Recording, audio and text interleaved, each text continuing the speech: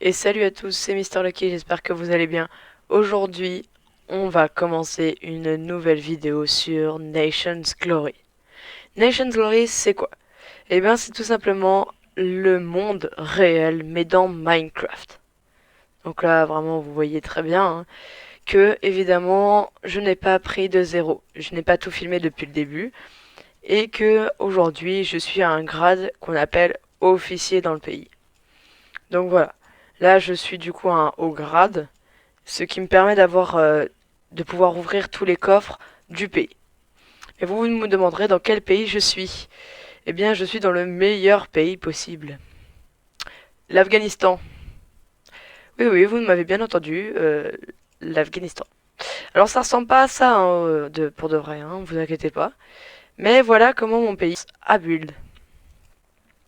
Donc, je vais vous faire un petit tour du proprio. Alors, je me suis mis derrière, donc sur une plaine là. En fait, c'était derrière quoi? Bah, c'était derrière ce gros bâtiment qui en fait s'appelle le F-Home. Donc c'est la maison un peu de tout le monde, la mairie, l'hôtel de ville, c'est ça, de l'Afghanistan. Et c'est ici où on peut trouver par exemple l'accueil avec tout le nom des joueurs. Donc là vous pouvez voir que je suis en haut. On a quelques coffres pour que tous les joueurs puissent piocher un peu dedans. Ici on peut voir que on a une sorte de poubelle. Ensuite, si on monte dans ce bâtiment, et bien tout simplement ici on a la cuisine, donc c'est une cuisine assez basique, donc avec une petite télé, etc. Très sympa, très cosy si on veut.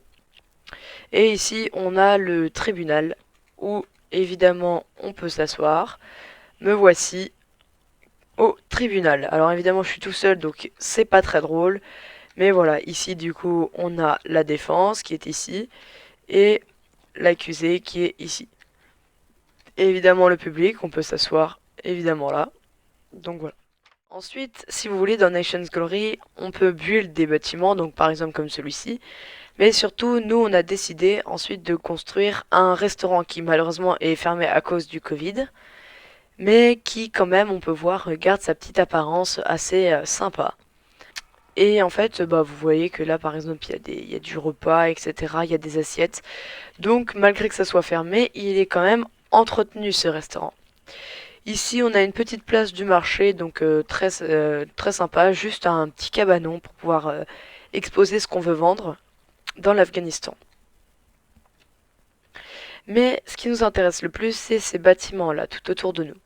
Et bien, tout simplement, en fait, ce sont des maisons. Donc là, par exemple, c'est le Tiger 666, c'est sa maison. Et c'est lui, en fait, qui va pouvoir build dans sa propre maison. Donc là, par exemple, si on entre, bon, normalement, j'ai pas le droit, mais vous voyez qu'il a mis ses propres blocs et qu'il a fait sa propre maison. En fait, tout simplement, c'est lui qui a décidé de la décoration de sa maison. Évidemment, moi aussi j'ai ma maison que je vous montrerai tout à l'heure.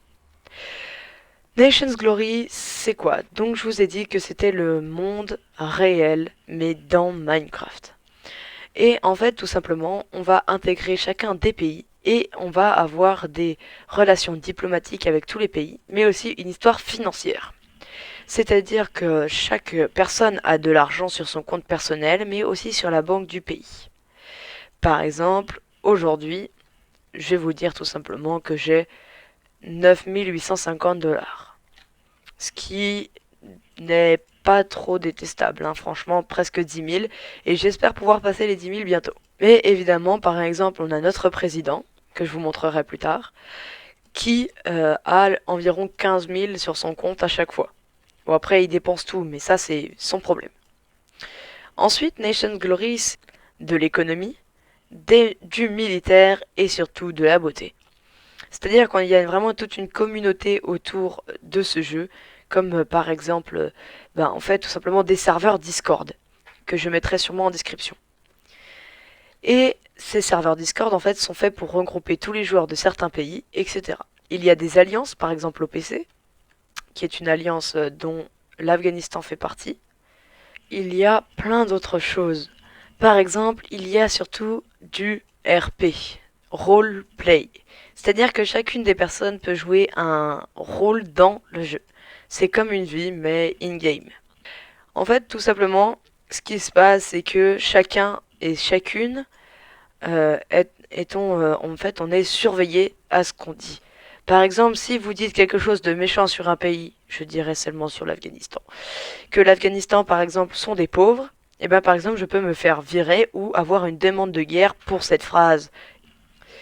Et voilà pourquoi il faut faire très attention à tout ce que je vais dire, donc évidemment, n'hésitez pas à me dire qu'il faut vite que j'enlève la vidéo si j'ai dit quelque chose de mal à propos d'un pays. Donc maintenant ce qu'on va faire c'est que je vais vous faire un petit tour des lieux en commençant du coup, bah là vous avez déjà vu la place principale, donc j'étais dans cet hôtel là, ici. Donc on va commencer, on va aller ici en fait, hein, et cette maison, que je vais pas toutes les visiter, c'est celle de Roro. Donc Roro c'est un officier plus, donc un supérieur, juste avant le président, et c'est quelqu'un de très sympa. Ensuite il y a l'ermite qui est également officier plus comme Roro, et qui lui, on a une bonne relation ensemble. Hein. Enfin, c'est un gros random, mais ça faut pas le dire. Ensuite, on a Popa. Bah, sachez qu'en fait, je l'ai jamais vu parce que ça fait pas 25 jours que je suis en jeu. Ensuite, on a le Creeper. Alors lui, ça fait pas mal de temps qu'on l'a pas vu, mais moi je trouve que sa maison est très stylée. Je l'aime beaucoup. C'est pas parce que j'ai participé à sa construction, mais quand même un peu. On a ensuite Robo M9 que vous avez déjà sûrement vu sur certaines vidéos. Et sa maison est plutôt pas mal, malgré qu'elle soit quand même assez grande. On arrive dans mon quartier préféré, tout simplement parce que cette maison, bah c'est la mienne. Et ouais, on la visitera plus tard. Ensuite, on continue. Lotus, qui est quelqu'un aussi de très sympa, que j'ai pas eu trop le temps de côtoyer, mais qui, quand je l'ai vu, était vraiment super sympa avec moi. Bon, sa maison est pas très remplie, je trouve, mais franchement, quelqu'un d'incroyable. Ensuite, ici, bah, tout simplement, on a l'UNESCO. L'UNESCO, c'est quoi? Ben tout simplement dans le serveur, on a un style de bâtiment. En tout cas, vous voyez que on a partout le même style. Et les UNESCO, c'est quoi? Ben en gros, ce sont des bâtiments qui vont être acceptés, des bâtiments emblématiques d'un pays ou d'une alliance. Sachez que c'est très très compliqué de faire passer un bâtiment à l'UNESCO, mais je vous reparlerai plus tard des avantages et des inconvénients d'avoir un UNESCO. Ensuite, si on continue, et bien tout simplement là-bas, on a encore une petite maison. Mais celle-ci, elle est assez éloignée du monde, hein, si on veut. Et là, ici, on a le restaurant de tout à l'heure, mais juste au-dessus, on a l'appartement de Tartine, qui est un officier aussi du pays. Donc là, on revient au FOM, donc on a fait toute la partie est du pays. Et ensuite, on va de ce côté. Donc de ce côté, ici, c'est plus des magasins, etc. Donc là, vous pouvez voir que vraiment, c'est des petits magasins où on peut trouver pas mal de choses très sympathiques. Et ensuite, si on continue, par exemple, ici. Alors ici, bah du coup, c'est le ministère de l'économie. Alors avant, c'était mieux rangé, il n'y avait pas ce trou ici, et puis il y avait surtout des armures autour. Mais comme en fait, les personnes peuvent prendre les armures qu'il y a sur ces armor stands, et ben tout simplement, en fait, ils ont enlevé les armures. Ensuite, du coup, on arrive là où j'ai tourné, donc le petit hôtel. Et cette fois-ci, on va aller de ce côté-là. Donc de ce côté-là, et ben tout simplement, ici il y a une maison, mais le problème c'est que j'ai pas encore trouvé son entrée.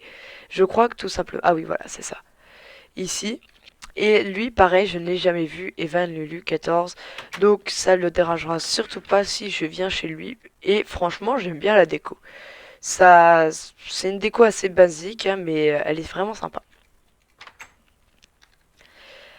Ensuite, si on continue la visite, ici on a tout simplement un donjon, donc qui permet de voir un petit peu tout ce qui se passe avec notre drapeau en clay juste au-dessus.